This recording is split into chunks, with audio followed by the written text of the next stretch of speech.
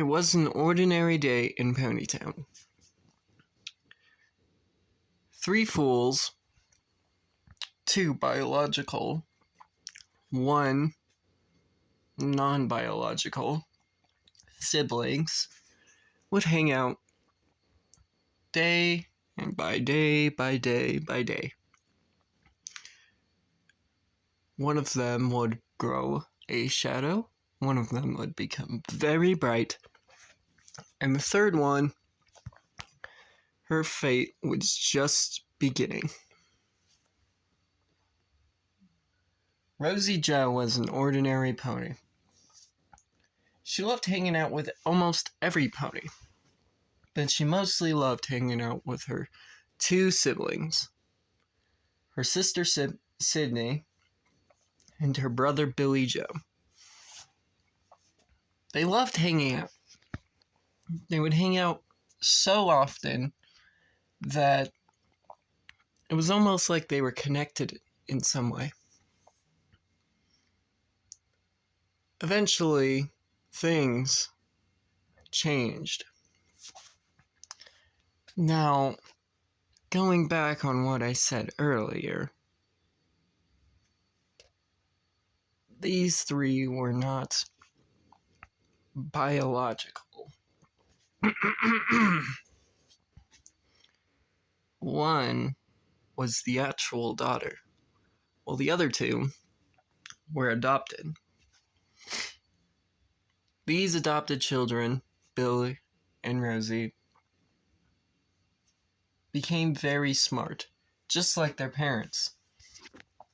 But they loved the parents that took them in when they didn't have parents. They thanked them.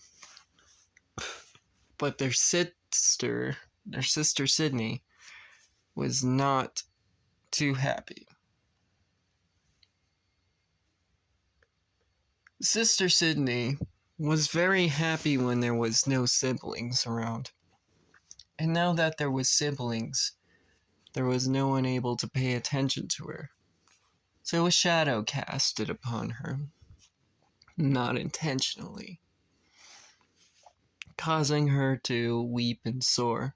But she still played with these 2, however, only because she still wanted one sense of happiness, even if it was with these 2 fools, as she would put it.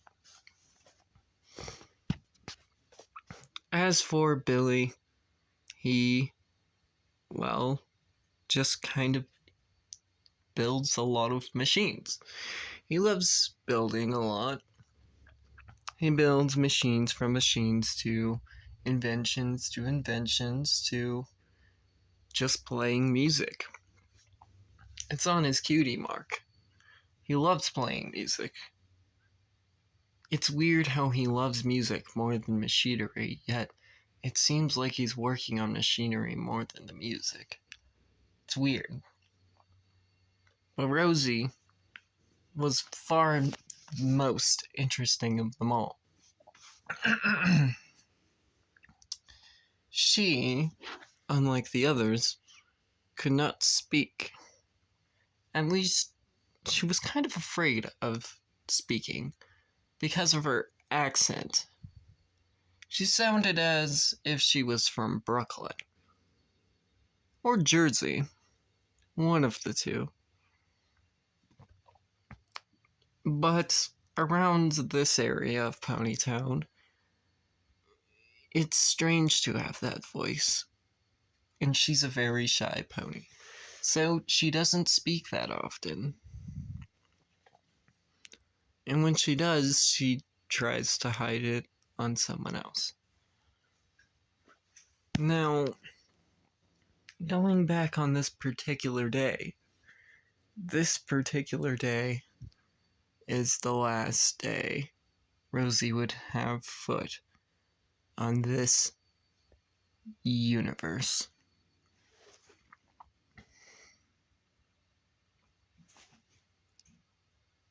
I have some testing that I need you to test, said Billy. Hello? Hello, are you awake? This gray pony woke up with shock on her face. She didn't know where she was.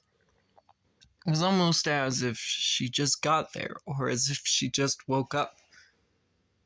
But apparently she's been awake for quite a while. "Hello, are you there?" said Billy. "Would you mind helping me test this machine?"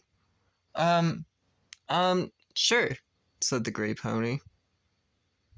"All right then, Rosie. Thank you so much. I appreciate it." "You're welcome," said Rosie. I don't know what that was about. Machine? Did I agree on something? Oh well, it's future me's problem. Do. She went back to reading books, although she didn't realize that that was what she was doing before. She forgot all about that. "I have the perfect plan," said Sydney. Sydney was listening in the background. She heard the plan. She was going to test this machine, and she already knew what the machine was and how it worked. So she went to tamper with the machine that Billy had made.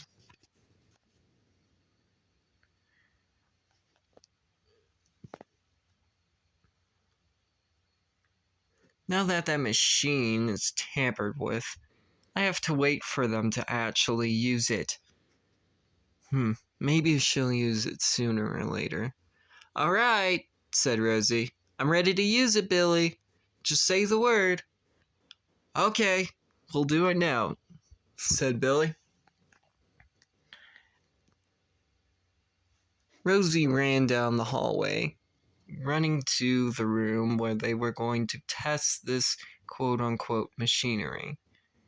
Now, it looked different than what Billy would normally do. There was no metal or machines anywhere, no oil to pump anything, no coal or anything. It was just a rug, a few matches, a few candles, and I guess what appeared to be bones.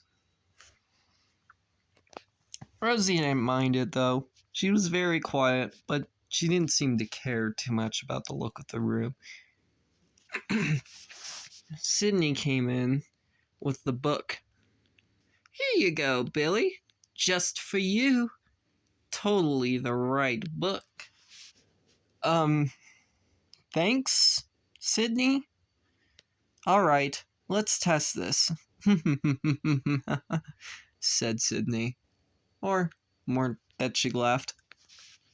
"My plan is going to fully work."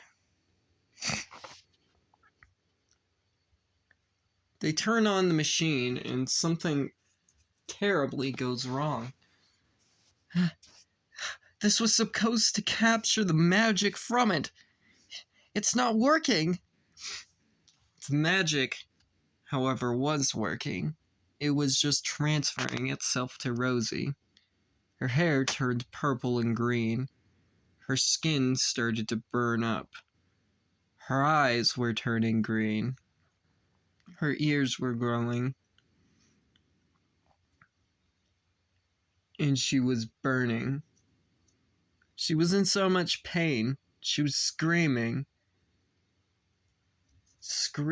for help, screaming for pain, that she was in pain, screaming for someone to just grab her and pull her out of this nightmare that she was feeling. But nobody was doing that. Billy was too shocked at what he was looking at. Eventually, she disappeared, vanished. Nobody knows where she's gone, but she disappeared. Maybe someday she'll be found. "Where did she go?" exclaimed Billy. What have I done?" Sydney came in with a laugh. I gave you the wrong book. Of course. How did you not know that? You swapped the book? This isn't a prank. Why would you do that? Obviously. I didn't like her, so I got rid of her. What else would I have done? You bastard! She was my sister! She was your sister! Now she's gone! We'll never find her. That's not my problem. She could rot in hell for all I care. I can't believe you did this. Now I have to find her.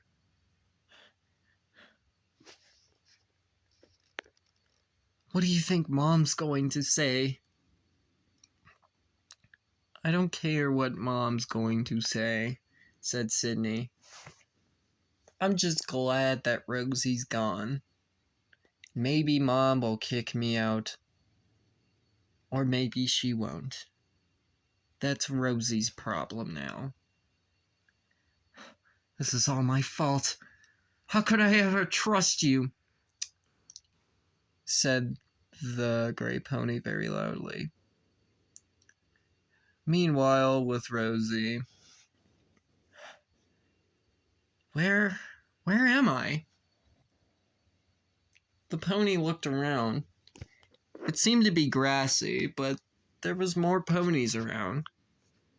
A town called Ponytown, matter of fact. So, this is my home? But how did I get here? She asked. She looked at her hooves and immediately noticed that they were different color. She looked to the left and then looked to the right. Nobody familiar was from around here. It was almost as if she was in a different universe.